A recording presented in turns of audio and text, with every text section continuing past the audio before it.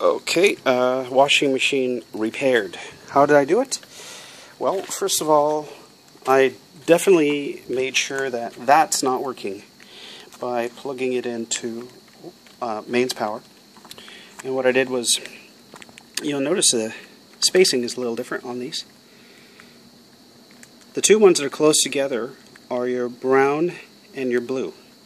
Now, if it works right, your brown current or voltage will come out of the third one, which is kind of spaced a little bit differently than the first two.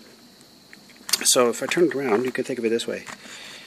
The first two, power goes in, and then when the connection is made, the very rightmost one will show voltage. Unfortunately, not this guy, because it never got warm enough to close the circuit. So what I did was I said, well, what we have is we have a live, a neutral, and a common. So when this heats up, this guy gets closed with this guy. So why not just connect live and common with some suitable conductor like a nail with the head cut off. So what I did was, I don't know if you could see this in the dark, but there is the connector connected with two nails. It's a very robust current and voltage transmission mechanism. There's no fuse involved, so you don't have to worry about all that stuff. And well, let's plug it in and see what happens. Well, plug.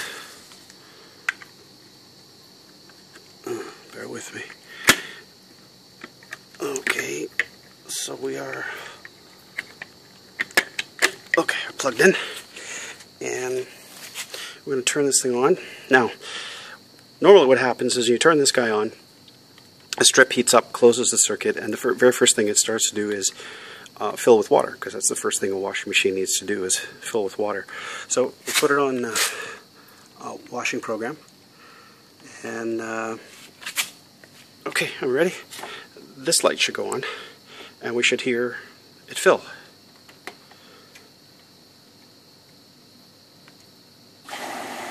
That's a working washing machine when it wasn't working before.